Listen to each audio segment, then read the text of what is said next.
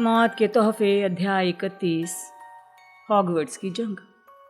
बड़े हॉल की जादुई छत अंधेरे में सितारों से भरी थी। इसके नीचे 4 लंबी हाउस टेबलों पर अस्त व्यस्त विद्यार्थी बैठे थे।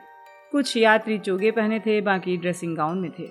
हर जिंदा या मुर्दा आंख प्रोफेसर मैगोनिकल पर टिकी थी, जो हॉल के ऊंचे मंच से बोल रही थी। उनके पीछे बाकी टीचर्स थे, जिनमें फिरेंज नाम का सेनेटोर भी था और माया पंछी के समूह के सदस्य भी थे, जो लड़ने के लिए वहां आए थे। बाहर निकलने की प्रक्रिया की देखरेख मिस्टर फिल्च और मैडम पॉम्फ्री करेंगे। प्रीफेक्ट्स मेरा आदेश मिलते ही आप लोग अपने हाउस के विद्यार्थियों को व्यवस्थित करेंगे और क्रमबद्ध तरीके से निकासी बिंदु से उन्हें निकालने का काम करेंगे। विद्यार्थी दहशत में नजर आ रहे थे। बहरहाल हैरी ने रॉन और हरमाइनी को देखने के लिए दीवार के पास से गरुड़ द्वार की टेबल पर निगाह डाली तो मेहनतकश कारनी मैकमिलन खड़े होकर चिल्लाया, अगर हम रुक कर लड़ना चाहें। प्रशंसा की बुदबुदाहटें सुनाई दी।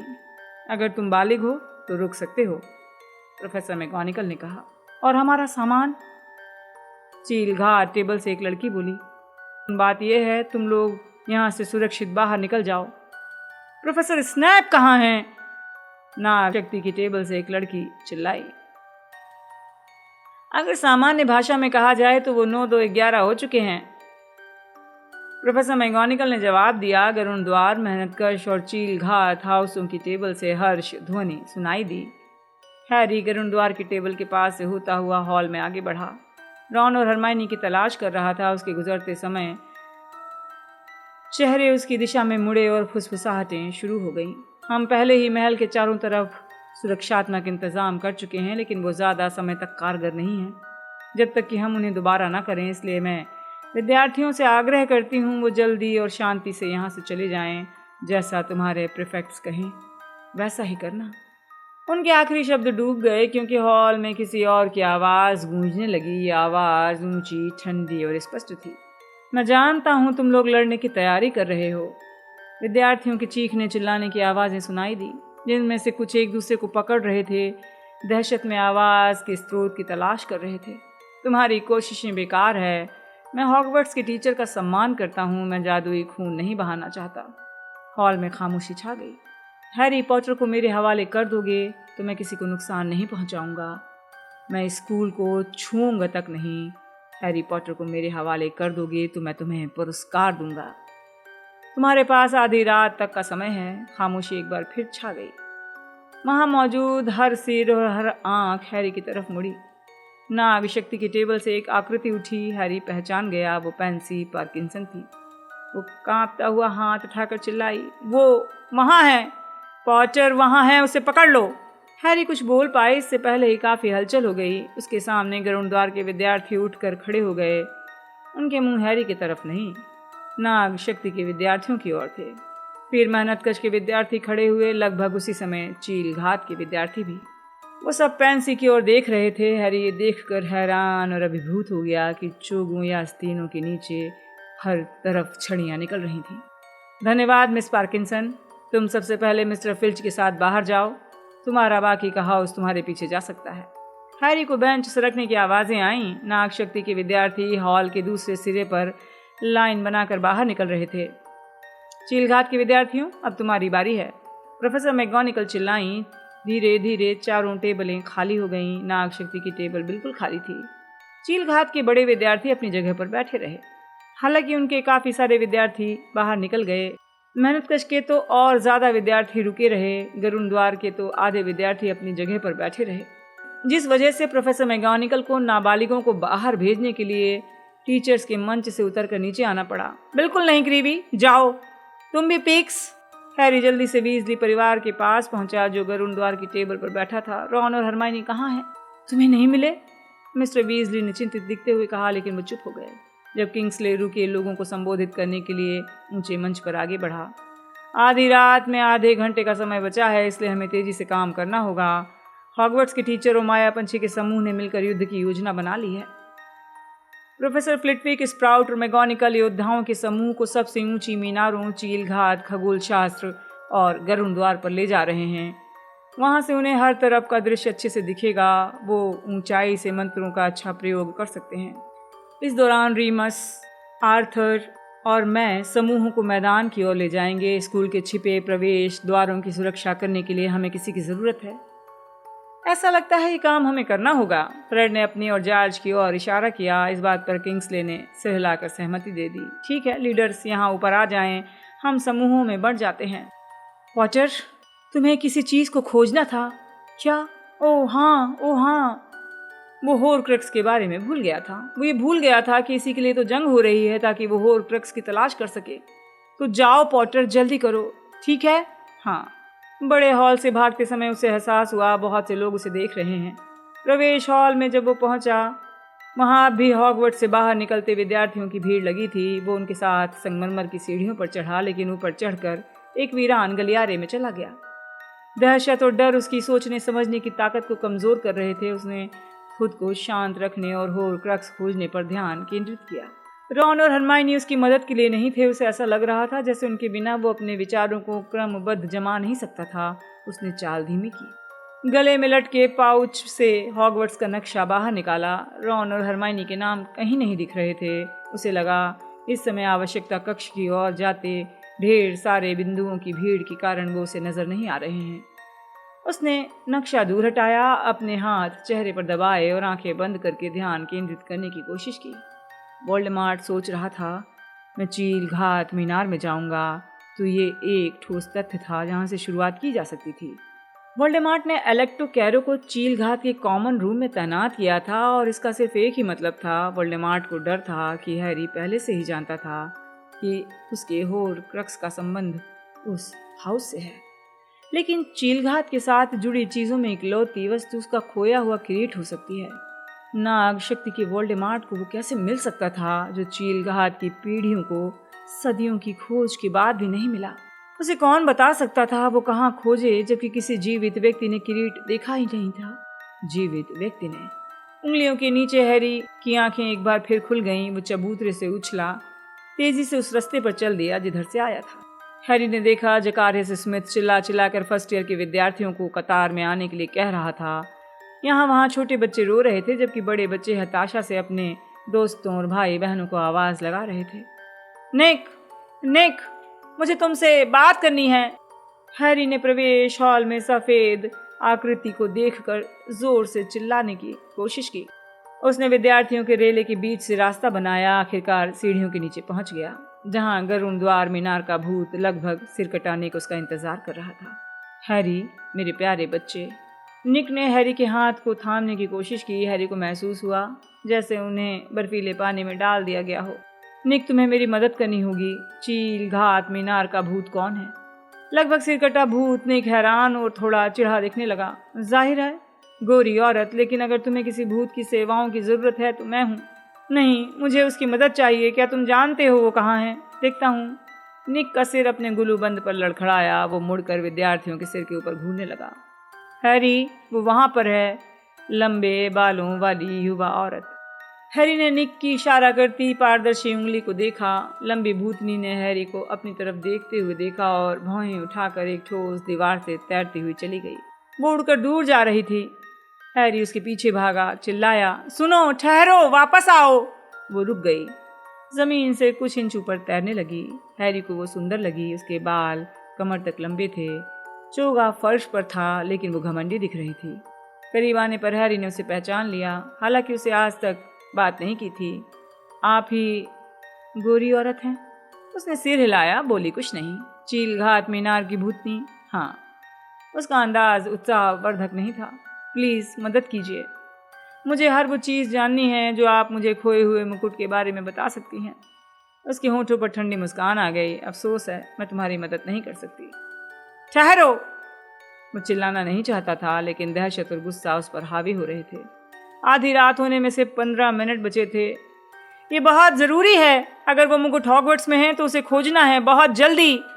तुम मुकुट की चाहत रखने वाले पहले विद्यार्थी नहीं हो, वो हिकारत से बोली। विद्यार्थियों की कई पीढ़ियों ने मुझे इसके लिए परेशान किया है।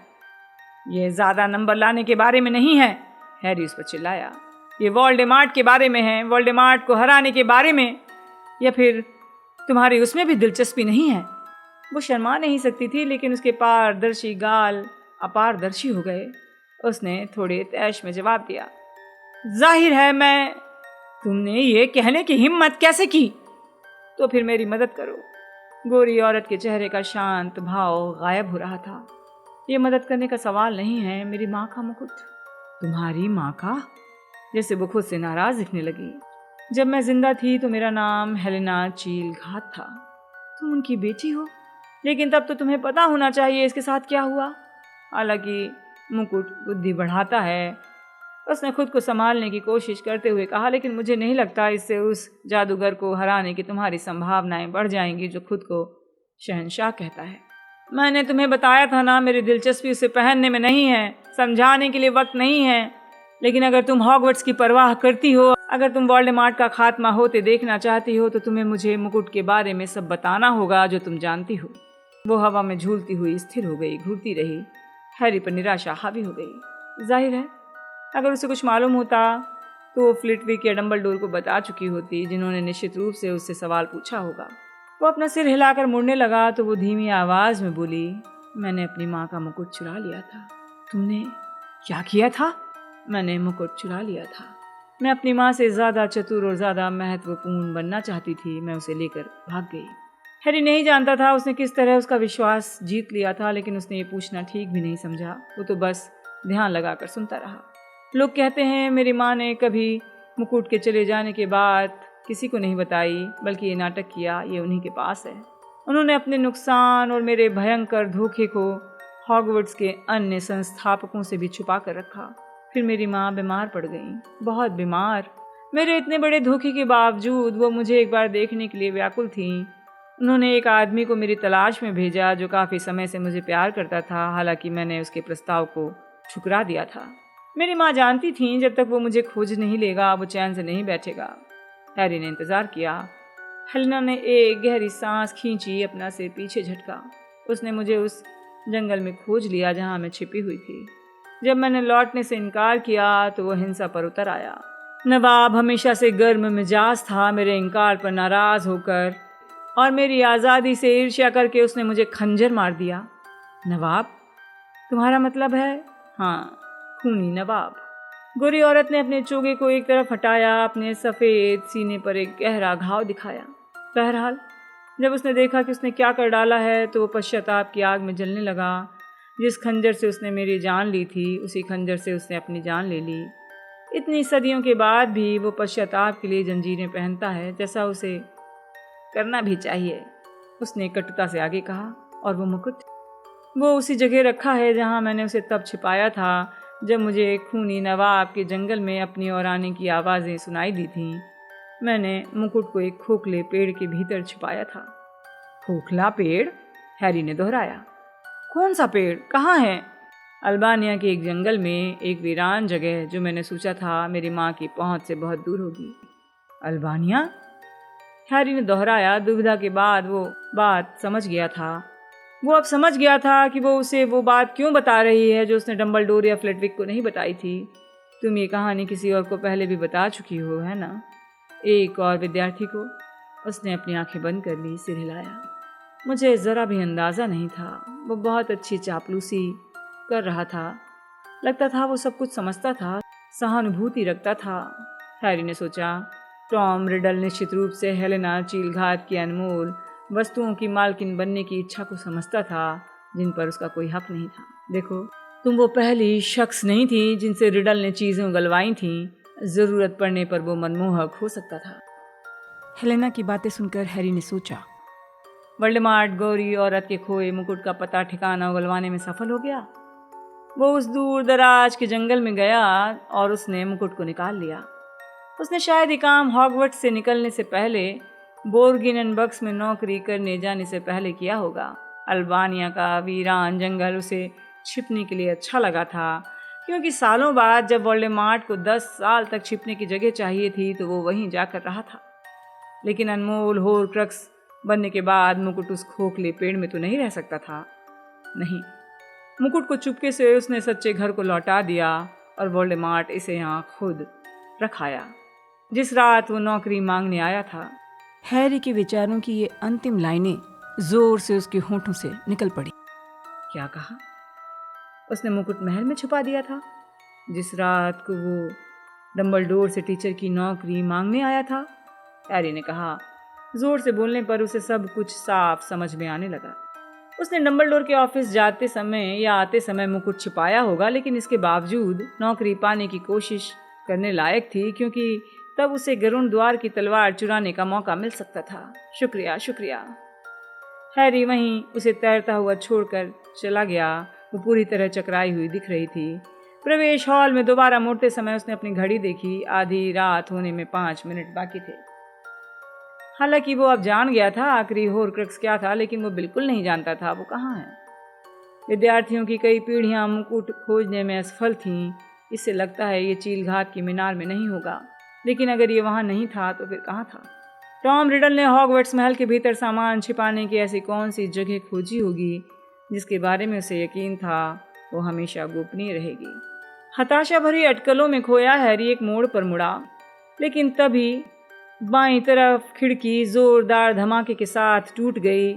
जब वो एक तरफ को उछला तो एक भीमकाय शरीर खिड़की से उड़ता हुआ अंदर आया और सामने वाली दीवार से टकरा गया। बड़ी और बालों वाली कोई चीज विशाल काय शरीर से अलग हुई और उसने हैरी पर छलांग लगा दी। हैग्रिड! हैरी गरजा और फैंग नाम के कुत्ते से पीछा छुड़ाने लगा। हैरी, तुम यहाँ? हैग्रिड नीचे झुका, हैरी को हल्के से लेकिन पसली तोड़ने वाले आलिंगन में बांध लिया। फिर वो भागकर टूटी खिड़की के पास गया। शाबाश ग्रॉपी! वो खिड़की के छेद से दहाड़ा। हम तुमसे 1 मिनट में मिलते हैं। बहुत अच्छा लड़का है। हैग्रिड के पार अंधेरी रात में हैरी ने दूरी पर रोशनी के धमाके देखे। एक अजीब चीख सुनी। उसने अपनी घड़ी देखी। आधी रात हो गई थी। जंग शुरू हो गई थी। ओह हैरी, तो ये बात है? लड़ने का समय है। हैग्रिड, तुम कहाँ से आ रहे हो? हमने पहाड़ में अपनी गुफा में तुम जानते हो कौन की आवाज़ सुनी थी। आवाज़ गूंज रही थी, है ना? तुम लोगों के पास पॉटर को हवाले करने के लिए आधी रात का समय है। जानते थे तुम यहीं पर होगे। हम जानते थे क्या हो रहा होगा। नीचे उतरो फैंग। तो हम लोग भी शामिल होने आ गए हैं। हम, ग्रॉपी और फैंग। जंगल के पास वाली दीवार को तोड़ दिया। ग्रॉपी हमें और फैंग को उठाकर लाया है। उसे बता दिया था वो हमें महल के भीतर उतार दे, इसलिए उसने हमें उठाकर खिड़की से फेंक दिया। जाहिर है हमारा ये मतलब नहीं था, लेकिन फिर भी। अच्छा, रॉन और हरमाइनी कहाँ हैं? हैरी ने कहा, ये बहुत बढ़िया सवाल है। चलो। वो जल्दी से गलियारे के पास गए। उनके साथ फैंग था। हैरी आसपास के गलियारे में हलचल सुनता रहा। भागते हुए कदम और चिल्लाहट। हम कहाँ जा रहे हैं? हैग्रिड ने कहा, जो हैरी के ठीक पीछे भाग रहा था। मुझे नहीं पता, हैरी ने एक और मुड़ते हुए कहा, लेकिन रॉन और हरमाइनी यहीं कहीं होने चाहिए। युद्ध की पहली क्षति आगे के गलियारे में जमीन पर पड़ी थी। आम तौर पर स्टाफ रूम के दरवाजे पर पहरा देने वाला गॉरगॉयल चूर चूर हो गया था। उनके अवशेष फर्श पर हिल रहे थे। हैरी ने उनके टूटे हुए सिर को लांघा तो गॉरगॉयल कराहते हुए बोला, ओह, मेरी परवाह मत करो, मैं यहीं पड़ा रहूंगा और बिखर जाऊंगा। पत्थर के बदसूरत चेहरे को देखकर हैरी को अचानक जेनोफिलियस की बनाई चंद्रिका चीलघात की संगमरमर की अर्ध प्रतिमा याद आ गई, जो अजीब सा मुकुट पहने थी। और फिर चीलघात मीनार की मूर्ति, जिसके सफेद घुंघराले बालों पर एक पत्थर का मुकुट रखा था।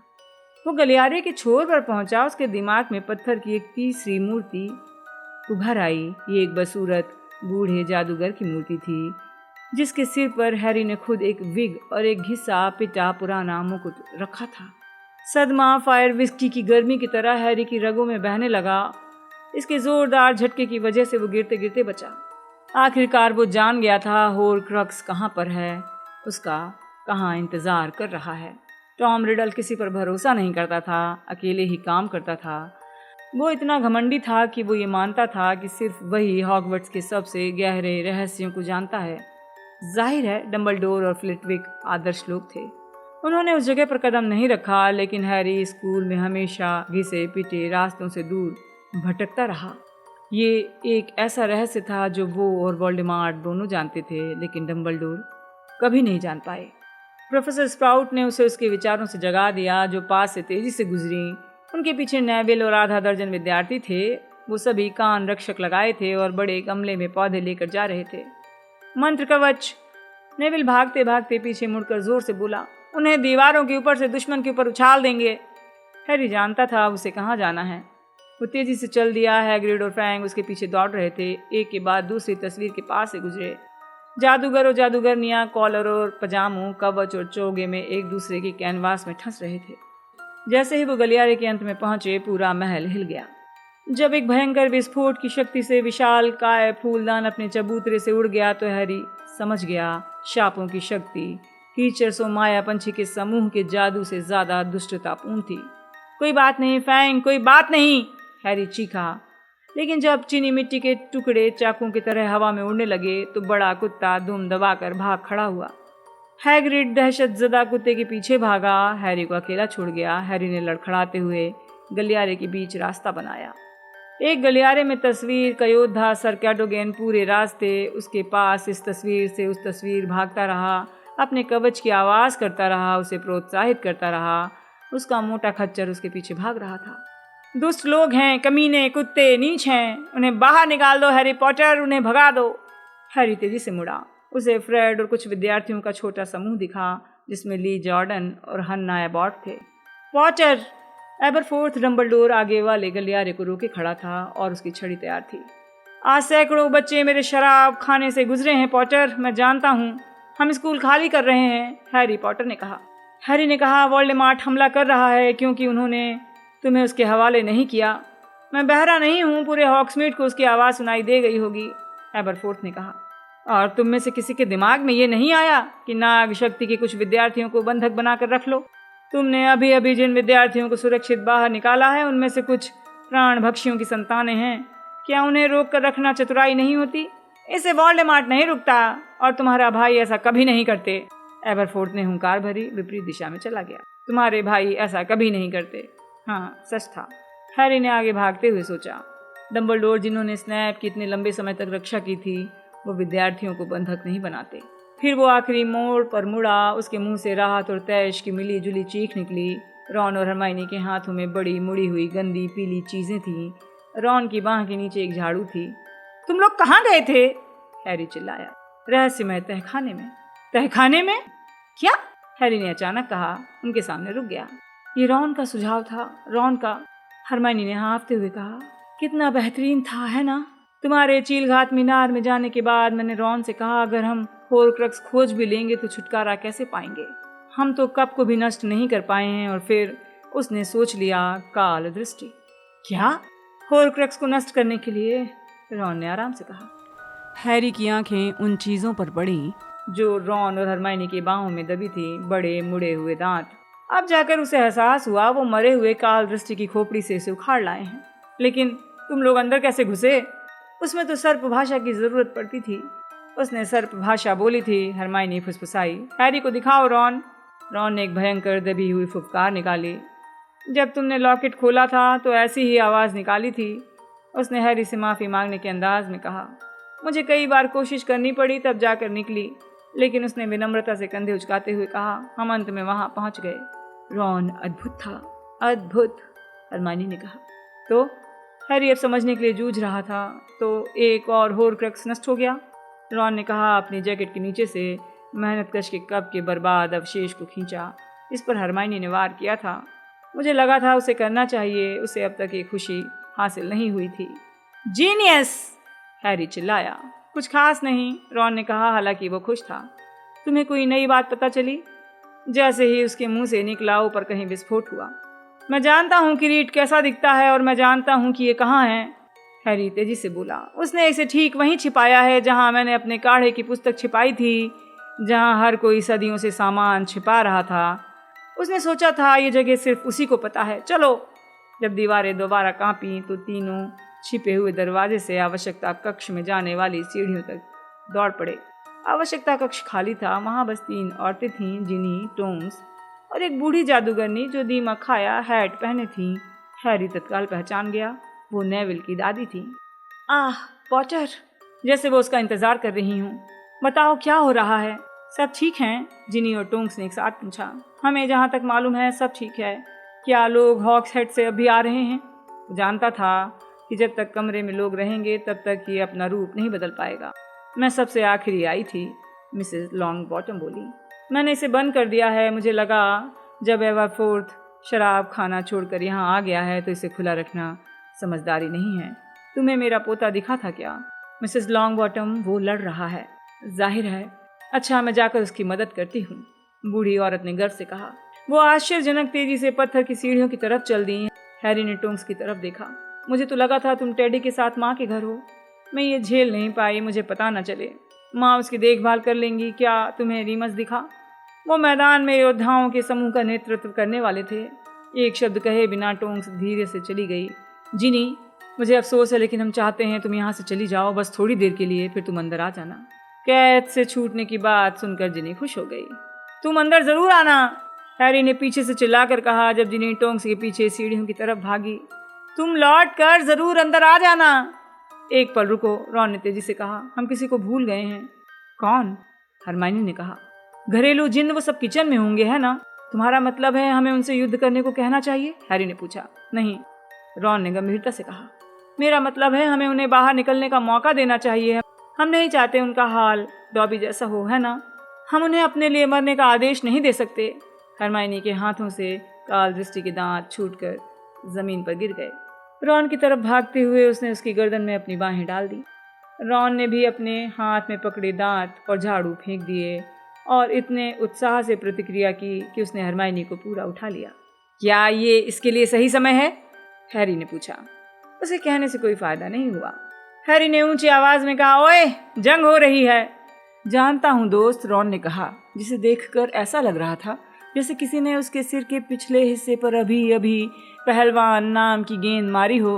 ये कभी नहीं मामला भी हो सकता है ना? उसे छोड़ो, हॉर्क्रेक्स की चिंता करो, हैरी चिल्लाया। इसे कुछ देर रहने दो जब तक कि हमें किरीट न मिल जाए। हाँ ठीक है, माफ करना, रॉन ने कहा। वो और हरमाइनी गिरे हुए दांत उठाने लगे। दोनों के चेहरे गुलाबी थे। जब तीनों ऊपरी मंजिल के गलियारे पर पहुंचे तो स्पष्ट हो गया कि उन्होंने आवश्यकता कक्ष में जो कुछ मिनट गुजारे थे उसमें महल के भीतर की हालत बुरी तरह बिगड़ गई थी। महल की दीवारें और छत पहले से ज्यादा कांप रही थी, हवा में धूल भरी थी और सबसे करीब की खिड़की से हैरी ने हरी लाल रोशनियों को महल के बहुत पास देखा। वो समझ गया प्राणभक्षी अंदर घुसने वाले होंगे। नीचे देखने पर हैरी ने देखा ग्रॉप दानव पास से गुजर रहा था। उसने छत से पत्थर के एक गारगोइल को उठा लिया और वो उसे लहरा कर गरज कर अपना गुस्सा दिखा रहा था। उम्मीद करते हैं वो उनमें से कुछ पर पैर रख देगा, रॉन ने कहा जब पास से चीखें सुनाई दी। जिन्हें हम पल भर में लौटते हैं, बस रास्ते से दूर रहना, सुरक्षित रहना, चलो, उसने रॉन और हरमाइनी से कहा। उस दीवार की ओर भागा जिसके पार आवश्यकता कक्ष अगले आने वाले आदेश का इंतजार कर रहा था। मुझे उस जगह की जरूरत है जहाँ हर चीज छुपी है, हैरी ने उससे मन ही मन आग्रह किया। सामने से तीसरी बार भागने पर दरवाजा प्रकट हो गया। जैसे ही चौखट पार की, दरवाजा बंद किया, युद्ध की आवाजें थम गईं, खामोशी छा गई। वो किसी गिरजाघर जितनी बड़ी जगह पर थे जो शहर जैसी दिख रही थी और उसे कभी एहसास नहीं हुआ कोई अंदर घुस सकता था, रॉन ने कहा और उसकी आवाज़ खामोशी में गूंज रही थी। उसने सोचा था ये सिर्फ उसी को मालूम है। उसके लिए ये बहुत बुरा हुआ कि मैं भी अपना सामान छुपाने के लिए यहीं आया था। मुझे लगता है कि ये यहाँ पर है। वो भूस भरे दैत्य के पास से गुजरा, फिर उस ओझल होने वाली अलमारी के पास से निकला जिसे ड्रैको मैलफॉय ने पिछले साल सुधारा था, जिसके इतने भयंकर परिणाम निकले थे। फिर वो झिझका और अटाले के ऊपर नीचे देखने लगा। उसे याद नहीं आ रहा था आगे कहाँ जाना है। आगमनो मुकुट, हरमाइनी ने हताशा में कहा, लेकिन कोई चीज़ उड़कर नहीं आई। ऐसा लग रहा था ग्रीनगॉड की तिजोरी की तरह ये कमरा भी इतनी आसानी से अपने भीतर छिपी वस्तुओं को प्रकट नहीं करता। चलो अलग अलग हो जाते हैं, हैरी ने बाकी दोनों से कहा। बूढ़े आदमी की पत्थर की अर्ध प्रतिमा को देखो जो विग और मुकुट पहने हैं। ये किसी अलमारी पर रखी है, निश्चित रूप से आस पास कहीं, यहीं कहीं पास में, हैरी खुद से बुदबुदा कर बोला। यहीं कहीं, यहीं कहीं। वो भूल भुलैया में गहराई तक चला गया। ठीक सामने वो पुरानी अलमारी थी जिस पर उसने अपनी काढ़ों की किताब छुपाई थी। इसके ऊपर चेचक की दाग वाला पत्थर का जादूगर जो एक धूल भरी पुरानी विग पहने था और एक पुराना रंग उड़ा मुकुट भी। 10 फुट दूर से ही उसने अपना हाथ आगे बढ़ा दिया, लेकिन तभी आवाज आई, रुक जाओ पॉटर। वो फिसलते हुए रुका और पीछे मुड़ा। क्रैब और ग्वाइल उसके पीछे कंधे से कंधे मिलाकर खड़े थे। उनकी छड़ियां सीधे हैरी की तरफ थीं।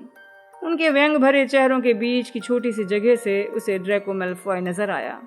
तुम्हारे हाथ में मेरी छड़ी है पॉटर, ये अब तुम्हारी नहीं है, हैरी ने हाँफते हुए कहा। हानोट की छड़ी पर अपनी पकड़ मजबूत कर दी। छड़ी जीतने वाले की होती है मैलफॉय। तुम किसकी छड़ी लाए हो? अपनी माँ की, ड्रैको ने कहा। हैरी हंसा नहीं। इस स्थिति में हंसने की गुंजाइश नहीं थी। उसे अब रॉन और हरमाइनी की आवाज़ नहीं आ रही थी। लगता है वो मुकुट की तलाश में दूर चले गए थे। तुम तीनों वोल्डेमॉर्ट के पास क्यों नहीं गए? हमें इनाम मिलेगा, क्रैब ने कहा। इतने डील डॉल वाले व्यक्ति के हिसाब से उसकी आवाज़ आश्चर्यजनक रूप से धीमी थी। हैरी ने उसे बोलते कम ही सुना था। क्रैब इस तरह मुस्कुरा रहा था जैसे किसी छोटे बच्चे से टॉफियों का बड़ा बैग देने का वादा किया हो। हम रुक गए थे पॉटर। हमने फैसला किया था हम बाहर नहीं जाएंगे। हमने फैसला किया कि हम तुम्हें उन तक पहुंचाएंगे। अच्छी योजना है, हैरी ने नकली प्रशंसा भरे स्वर में कहा। वो यकीन नहीं कर सकता था। मंजिल के इतने करीब आने पर मैलफॉय, क्रैब और ग्वाइल उसका रास्ता रोक लेंगे। तुम लोग अंदर कैसे आए? उसने उनका ध्यान भटकाने की कोशिश की। मैं पिछले पूरे साल दरअसल छिपी चीज़ों के कमरे में रहा हूँ। मैं इसके अंदर घुसने का तरीका जानता हूँ। हम बाहर गलियारे में छिपे थे, ग्वाइल बुदबुदाया। हम विभ्रम सम्मोहन कर सकते हैं। और फिर उसके चेहरे पर कुटिल मुस्कुराहट आ गई। तुम हमारे ठीक सामने आ गए। बोले तुम किरीट की तलाश कर रहे हो। वैसे किरीट क्या होता है? रॉन की आवाज़ हैरी की दाहिनी तरफ की दीवार के पार अचानक गूंजी। तुम किससे बात कर रहे हो? क्रैब ने तेजी से अपनी छड़ी 50 फुट ऊंचे पुराने फर्नीचर, टूटे संदूकों, पुरानी पुस्तकों और दुशालों के अटालों की तरफ तान दी और चिल्लाया, धरा अवरोहितो। दीवार डगमगाने लगी और फिर गलियारे में गिर गई जहां रॉन खड़ा था। रॉन! हैरी गरजा। जब हरमाइनी ने चीख सुनी और हैरी को दीवार गिरने की दूसरी तरफ असंख्य चीज़ों के फर्श से टकराने की आवाज़ आई तो उसने अपनी छड़ी दीवार की तरफ तानी और चिल्लाया, स्थिर हो! दीवार फौरन स्थिर हो गई। नहीं! मैलफॉय चिल्लाया। उसने क्रैब का हाथ पकड़ लिया जो अपने मंत्र को दोहराने की कोशिश कर रहा था। अगर तुम कमरे को तबाह कर दोगे तो किरीट दफन हो जाएगा। उससे क्या फर्क पड़ता है? शैतानी शहनशाह को पॉटर चाहिए, किरीट की परवाह किसे है? पॉटर किरीट लेने के लिए यहाँ पर आया है। मैलफॉय ने अपने साथियों की मंद बुद्धि पर अधीरता दिखाते हुए कहा। तो जरूर इसका ये मतलब है। इसका मतलब? क्रैब तैश में मैलफॉय की तरफ मुड़ा। किसे परवाह है कि तुम क्या सोचते हो ड्रैको? अब मैं तुम्हारे आदेश नहीं मानूंगा। तुम और तुम्हारे डैडी खत्म हो चुके हैं। हैरी! अटाले की दीवार के पार से रॉन दोबारा चिल्लाया। हैरी! पीड़ितो! हैरी ने मुकुट की तरफ छलांग लगा दी। क्रैब का शाप उसके पास से निकल गया, पत्थर की अर्ध प्रतिमा से टकराया जो हवा में उड़ गई थी। मुकुट ऊंचा उड़कर चीजों के ढेर में ओझल हो गया जिन पर अर्ध प्रतिमा रखी थी। रुक जाओ! मैलफॉय क्रैब पर चिल्लाया। उसकी आवाज विशाल कमरे में गूंज उठी। शैतानी शहनशाह उसे जिंदा चाहते हैं। तो मैं उसे मार तो नहीं रहा हूं, है ना? क्रैब मैलफॉय के हाथ को झटकते हुए बोला जिसने उसका हाथ पकड़ लिया था। लेकिन अगर ऐसा चाहूं तो मैं कर सकता हूं। शैतानी शहनशाह को अंत में उसे मारना ही तो है। क्या फर्क? लाल रोशनी की एक लपट हैरी के 1 इंच दूर से निकल गई। क्रैब ने उसके सिर पर स्तब्धीकरण मंत्र मारा था। हरमाइनी उसके पीछे गलियारे के मोड़ पर आ गई। उसने क्रैब के सिर पर स्तब्धीकरण मंत्र मारा। क्रैब बच गया क्योंकि मैलफॉय ने खींचकर रास्ते से हटा लिया था। ये तो बदजात है, मृत्युदंशम! हैरी ने हरमाइनी को तिरछा घूंटा लगाते देखा। क्रैब ने मारक शाप दिया था। इस बात पर हैरी इतना गुस्सा हो गया कि उसके दिमाग से सारी चीजें निकल गईं। उसने क्रैब पर एक स्तब्धीकरण मंत्र मारा लेकिन वो रास्ते से हट गया। उसे मत मारना, उसे मत मारना! मैलफॉय क्रैब और ग्वाइल से चिल्लाकर बोला जो हैरी पर निशाना साध रहे थे। हैरी को इस पल भर झिझक की ही जरूरत थी। निरस्त्र भव! ग्वाइल की छड़ी उसके हाथ से उड़ गई और पास के अटाले में गायब हो गई। ग्वाइल ने मूर्खों की तरह उछलकर उसे पकड़ने की कोशिश की। मैलफॉय ने हरमाइनी के दूसरे स्तब्धीकरण मंत्र से बचने के लिए छलांग लगा दी। क्रैब घूमा और दोबारा मृत्युदंशम चिल्लाया। हरी रोशनी की लपट से बचने के लिए रॉन्ग छलांग मारकर उजल हो गया। जब हरमाइनी उनकी तरफ बढ़ी तो उसने ग्वाइल पर स्तब्धीकरण मंत्र मार दिया। छड़ी विहीन मैलफॉय तीनों पैरों वाली अलमारी के पास दुबक गया। मुकुट यहीं कहीं है, हैरी हरमाइनी से चिल्लाकर बोला। उस अटाले की ढेर की तरफ इशारा किया जिसमें वो मुकुट गिरा था। उसकी तलाश करो जब तक मैं रॉन की मदद करती हूँ, हैरी! वो चीखी। हैरी के पीछे तेज गरजती हुई आवाज ने उसे एक पल की चेतावनी दे दी। वो मुड़ा और देखा रॉन और क्रैब उसकी तरफ तेजी से दौड़ते हुए आ रहे हैं। गर्मी चाहिए कचरे! क्रैब दौड़ते हुए गरजा, लेकिन लगता था क्रैब ने जो किया था वो उसे काबू नहीं रख पा रहा था। उसने एक मंत्र मारा था जिससे आग की अजीब सी लपटें उठ रही थीं। बहरहाल क्रैब की लपटें सामान्य लपटों की तरह बुझी नहीं बल्कि बढ़ने लगी। असामान्य आकार की लपटें क्रैब और रॉन का पीछा कर रही थीं। ये लपटें अटाले से जब टकराती तो उनके छूते ही हर चीज टूट जाती। जल धारा! हैरी चीखा, लेकिन उसकी छड़ी की नोक से जो पानी की धारा निकली थी वो भाप बन गई। भागो! मेलफॉय ने स्तब्ध गोयल को पकड़ा, उसे घसीटने लगा। क्रैब अब दहशत में दिख रहा था, वो उनसे आगे निकल गया था। हैरी, रॉन और हरमाइनी भागे। आग उनका पीछा कर रही थी। ये सामान्य आग नहीं थी। क्रैब ने जिस शाप का इस्तेमाल किया था हैरी को कोई ज्ञान नहीं था। जब वो मोड़ पर मुड़े तो लपटों ने इस तरह पीछा किया जैसे वो जीवित हों, वो समझ सकती हों और जान लेने पर आमादा हों। आग विभाजित हो रही थी और अग्निजीवों का विशाल समूह उत्पन्न कर रही थी। लपट वाले सांप, सिंह के सिर, सर्प की पूंछ वाले शिमेरा और ड्रैगन निकल रहे थे। ये आग सदियों के कचरे को जला रही थी और जलने से पहले सारी चीजें हवा में उड़कर जानवरों के दांतों वाले मुंह में जा रही थी। मेलफॉय, क्रैब, गोयल नजरों से ओझल हो गए। हैरी और हरमाइनी एकदम रुक गए। आग के जानवर उनके चारों तरफ चक्कर लगा रहे थे। वो करीब आ रहे थे। वो पंजे, सींग और पूंछ हिला रहे थे। उनके चारों तरफ आग ने जैसे एक ठोस दीवार खड़ी करती थी। हम क्या कर सकते हैं? हरमाइनी ने आग की कान फोड़ू गर्जना के ऊपर चीखते हुए कहा। हम क्या कर सकते हैं? ये हैरी ने अटाले के सबसे करीबी ढेर से 2 भारी झाड़ुएं उठाई। उनमें से एक रॉन की तरफ उछाल दी, जिसने हरमाइनी को अपने पीछे बैठा लिया। हैरी ने दूसरी झाड़ू पर पैर डाला। जमीन पर पैर मारकर वो हवा में उठ गए। वो लपट वाले एक शिकारी पक्षी की सींगदार चोंच से कुछ फुट से बचे, जिसने उन पर अपना जबड़ा मारा। धुआं और गर्मी बढ़ गई थी। उनके नीचे शापित आग विद्यार्थियों, हजारों प्रतिबंधित प्रयोगों के परिणामों और अनगिनत लोगों के रहस्यों को चाट रही थी। हैरी को कहीं पर भी मेलफॉय, क्रैब, गोयल का नामो निशान नहीं दिखा। वो उन्हें खोजने की कोशिश में अग्निजीवों के ऊपर इतने पास से उड़ा जितना उड़ सकता था, लेकिन आग के सिवा कुछ नहीं था। मरने का कितना भयंकर तरीका है, वो ऐसा कभी नहीं चाहता था। चलो हैरी, बाहर चलते हैं। और तभी भयंकर हलचल के बीच, भूखी आग की लपट की गरज के बीच, हैरी को एक पतली करुण मानवीय चीख सुनाई दी। ये बहुत खतरनाक है, रॉन चिल्लाया, लेकिन हैरी हवा में मुड़ गया। चश्मे के कारण उसकी आंख को धुएं से थोड़ी राहत मिल रही थी। उसने नीचे देखा।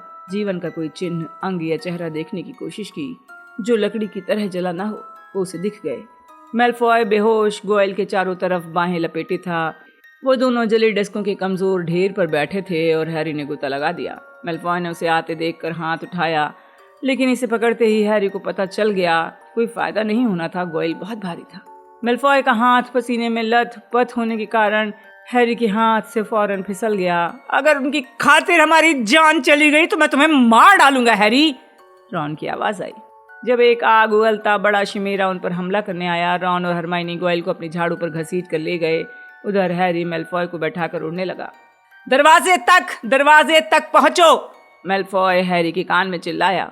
हैरी उठते काले धुएं के बीच रॉन, हरमाइनी और गोयल के पीछे चल दिया। सांस लेना मुश्किल था। लपटों से बच गई कुछ वस्तुएं हवा में उड़ रही थी, जबकि शापित आग द्वारा उत्पन्न जानवर उन्हें जश्न में ऊंचा उड़ा रहे थे। कप और कवच, चमकता हार और एक पुराना रंग उड़ा मुकुट। तुम क्या कर रहे हो?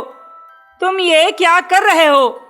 दरवाजा उस तरफ है, मेलफॉय चिल्लाया, लेकिन हैरी ने एक दिशा बदलकर तेज गोता लगा दिया। चमकता हुआ मुकुट घूम रहा था और अग्नि सर्प के मुंह में धीमी गति में गिर रहा था। हैरी ने इसे बीच में ही पकड़ लिया, अपनी कलाई के चारों तरफ जकड़ा। अग्नि सर्प ने उस पर प्रहार किया, लेकिन तब तक हैरी तेजी से दिशा बदल चुका था। वो ऊपर की तरफ उठा, सीधे उस जगह की तरफ चल दिया जहां उसकी प्रार्थना के अनुरूप दरवाजा खुला हुआ था। रॉन, हरमाइनी और गोयल गायब हो चुके थे। मेलफॉय चीख रहा था और हैरी को इतनी कसकर पकड़े था कि उसे दर्द हो रहा था। फिर धुएं के बीच हैरी को दीवार पर एक आयताकार टुकड़ा दिखा।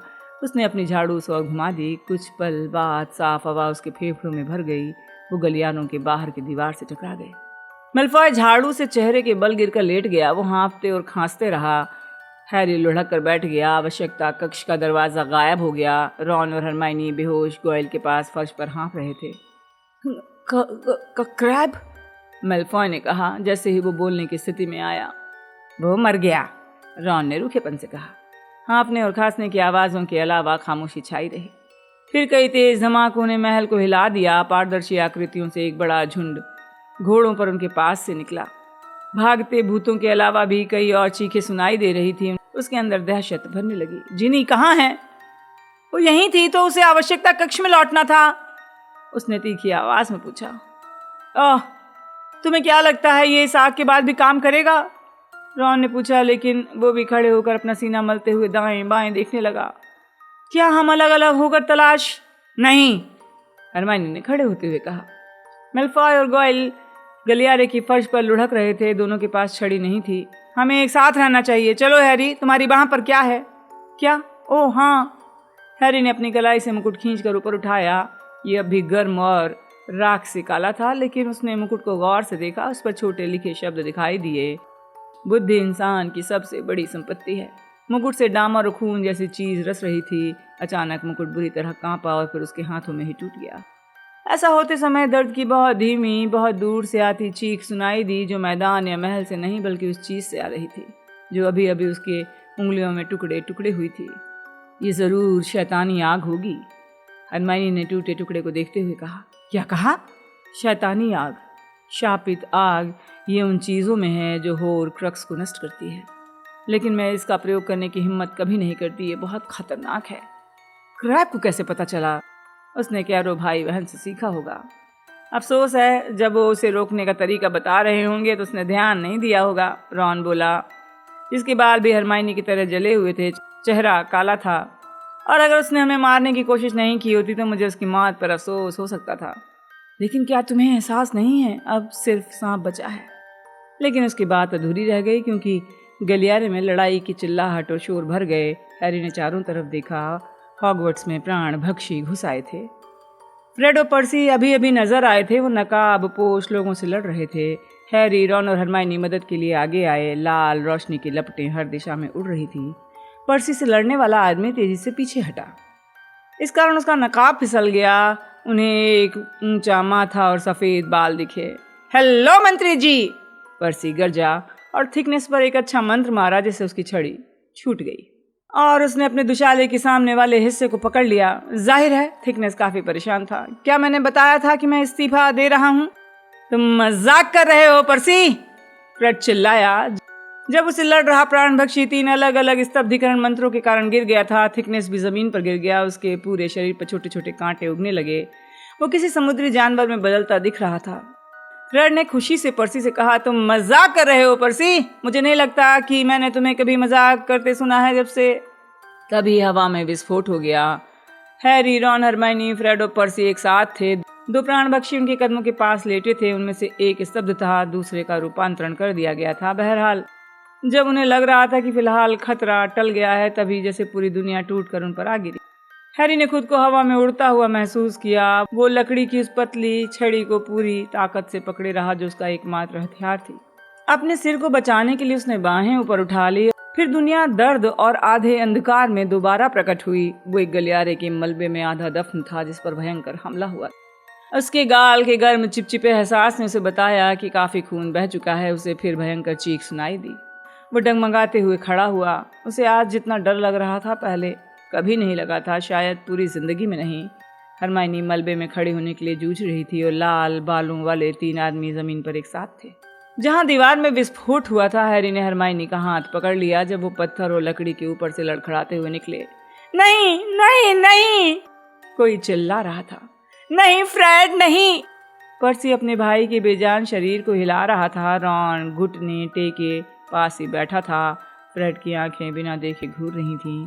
उसकी आखिरी हंसी का भूत अब भी उसके चेहरे पर दिख रहा था।